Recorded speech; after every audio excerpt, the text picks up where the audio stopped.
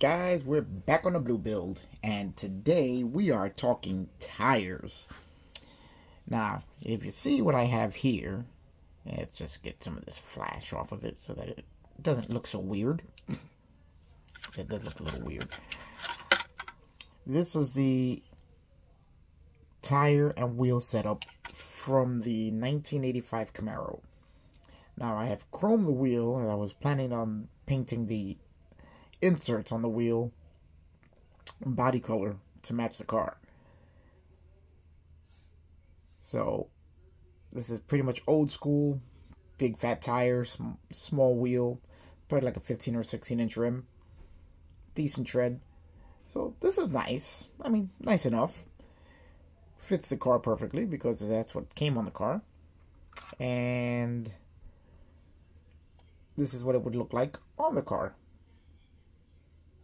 That'd be in the front. This would be in the rear, which is cool. Classic Camaro. Very, very cool. Looking good. But that's not what we're going to go with.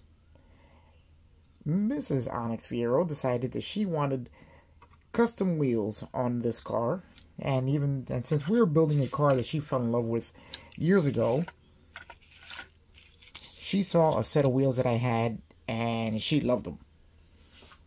So let me show you guys what it is that we're going to be adding to this car.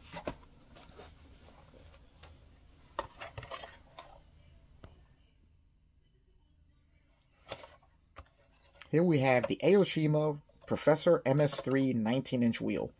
It's a pretty cool wheel setup that is made by Aoshima. Apparently they sell a whole bunch of different wheel packages. And this thing is pretty cool. It comes with the tires. It comes with the poly caps to mount them on several different types of models. It's really cool. It even comes with a set of decals. You know, promoting the wheel company. Wheel center caps. All sorts of really neat stuff. License plates. Decals for the car. You know, this is mainly made for the import tuner crowd. Which is why it also has the one thing that I really don't like about these wheel set is it comes with these cambered style tires. I mean, look at that. There's almost no sidewall at all there. Not a fan of that at all. I like to see a little rubber around the wheel, even if it's a low profile rubber. And then if you look very carefully, you can see that these tires are actually angled to a negative camber, and so that when they sit, they're going to sit and be slightly angled inward to give you that cambered import look, which I am not really a fan of. I mean, you know, if you like that thing, that's fine, but you can see how the tire is angled inward on the inner tread. And if, like I said, if you like that kind of thing, fine. That's not really my thing. So I did not want to use these tires. So I dug around in the old stash and I found, let me see if I can find the label. These Pegasus wheels, this is the package for the Pegasus wheels. They're not in there right now, but this is the package. And these are the wheels, which I found. I've had these for well over 20 years. As you can tell by the price, $7.99. Try and find something like this at $7.99 now. But I've had these for well over 20 years. These are the rims. Really nice wheels. Again, not really my style with these multi-spoke wheels, but it's a really nice wheel and tire package. I don't know if this stuff is still available. Like I said, I bought this well over 20 years ago, and I never had a use for them up until now. So I showed her these, and she did like them, but she thought the Aoshima wheels looked much better. So here we have the Aoshima wheel. It's a really nice deep dish chrome wheel. I was going to strip it, but she really liked this super shiny chrome so much. I just, you know, she wants to keep this on the car. And it does look really cool. I will be adding a little panel wash to bring out some of the details, but it does look really cool. Now, what I found was that the tires from the Pegasus wheels fit these wheels perfectly. And as you can see, look at that sidewall. Now, that is more along the lines of what I was looking for, which is a bit of meaty rubber around the wheel. Gives it the exact look that I'm looking for. So, whoops, here we have, this is our front wheel. There is a difference that, as I'm going to show you guys pretty soon, in a few minutes. Coming right up. This is the front wheel. Looks really good on there. And this is the poly cap. Now, what I had to do was I had to drill out the inner bore of the poly cap so that it would fit around the spindle on the Camaro. And then that way I can just give the wheels a little snug on there, and they'll fit right onto the car. Now the front wheels fit perfectly. My problem when I was putting these wheels on was the rear. The rear tire, when I put it on, these tires are much wider than the kit tires, so they ran right into the bulkhead before the tire would seat completely. So if I had put them on to the axle stem there, so I would have to find a way to extend the tires outward a little bit so that they reach the edge of the car, and that way I could position them straight. Because if I tried to put them in, they would end up sitting like this against the bulkhead. Now, for me to position them straight, what I had to do was extend the center of the wheel by putting a spacer in it. So what I did was I cut a piece of round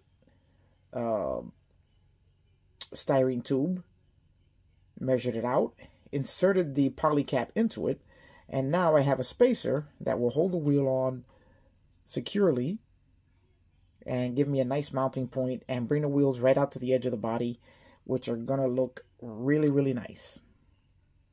But once I had these wheels situated and measured everything out, I found that, you see how big the diameter of these wheels are compared to that? You can really see right through them and see everything behind there. Whereas it's a little bit harder on the smaller wheel. And if we put this in here, and we put this wheel in there, you look in there, you always see it's empty space. Now that's not going to look right. Right, guys? You guys agree with me, right? So what I decided to do was, I dug into my detail drawer, and I pulled out my Model Car Garage MCG 2016 Spiral Disc Brake Rotor Kit. This is a really cool kit. It comes with enough rotors, or enough parts to build 2 rotors. And not only 2 rotors, but this is really cool. They're actually vented. It's a 3-piece build. And when all assembled, you have a real, let me see if you guys can get in there and see that. There are actually real vents in there. It's a really cool setup. I'll show you guys the parts in a second. And after I assembled this, I'm saying to myself, well, now you can see the brake rotor behind the wheel, which is a little small, but it's the only one I got, so that's what I'm going to live with. Now, it's going to look weird having the brake rotor there with no caliper. So I decided I was going to make some calipers, as the calipers I have are too small for, these brake rotors. So again, went back to the styrene river with little cutting, little shaping, little cussing, as you would. That's I was trying to assemble this tiny little thing. And here I have a completed brake caliper that fits right over the rotor. This is a 4-piece little setup, and I may be adding a few more details, like maybe some rounded parts on the top to show where the pistons are sitting inside the caliper. Haven't decided yet, but I might do something more on there, depending on how much of it you can see. We're going to have to paint them, and they're going to look really good on there as a brake, as a rotor and brake caliper set. Sitting behind a wheel, that should look pretty decent.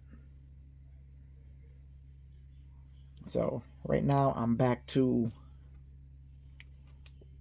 cutting out the parts for the caliper. Here we have, I've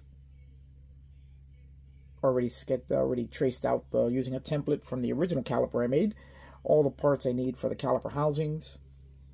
And then the bridge between the two caliper halves are made out of small styrene rod. So we're going to put that together, and then I'll be back when I've got all the calipers done. Alright guys, and here we go. We've got all the calipers made up. I have one mounted to the rotor here. And as you can see, there's different front to rear, as I wanted to make them appear just a little bit different from each other.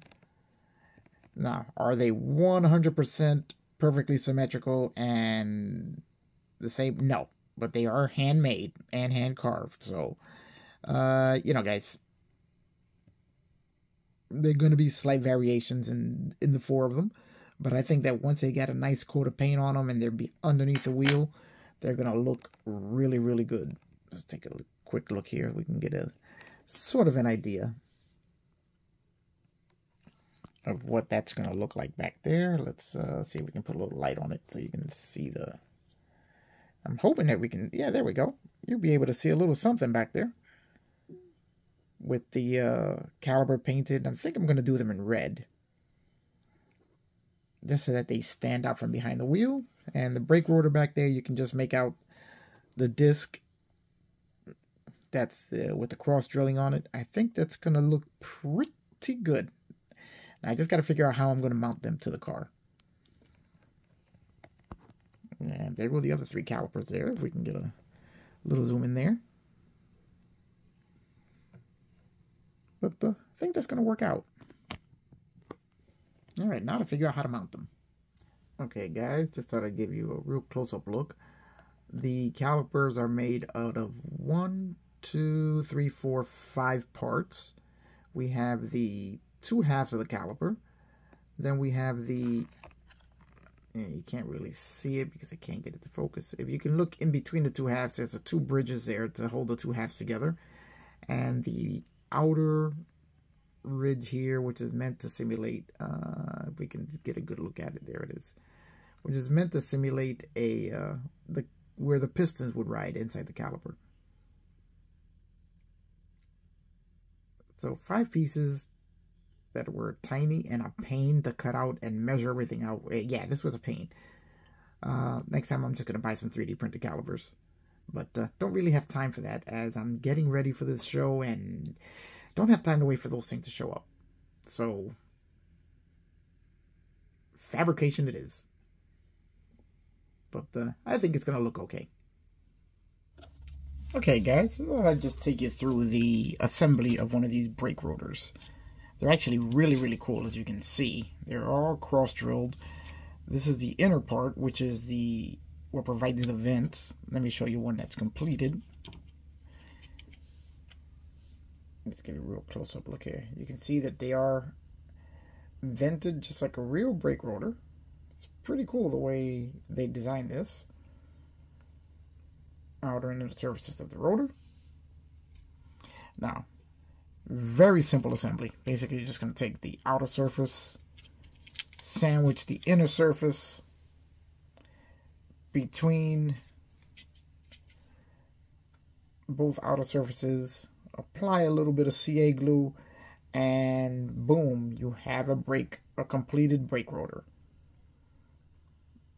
I have to file down where the nubs there, but you can see that it's really a cool setup to give you a very realistic looking rotor. And that's basically all that it takes.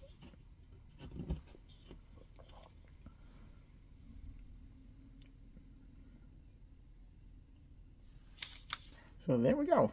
So I'm going to go ahead and glue these down, and then we're going to wait for the calipers, which I've just painted, to dry completely, and we're going to assemble our rotor and calipers. Okay, guys, and now we have the brake rotors and their calipers all assembled. And for calipers that I pretty much built from scraps of styrene plastic, I think they look pretty darn good. Are they perfect? No. Are they exactly the same dimensionally, each one? No, not really. But I think they look good enough to hide behind those wheels. Very happy with the way they came out. But honestly, 3D printed calipers, much better way to go. But when you're short on time, it's kind of cool to improvise. And there we go, guys. Our brake caliper and rotor mounted to the car. I think it looks pretty cool. That would be correct. Yeah, this is showing. This is the very one happy that I with think that. I've got, which is the it was the AC. Yeah,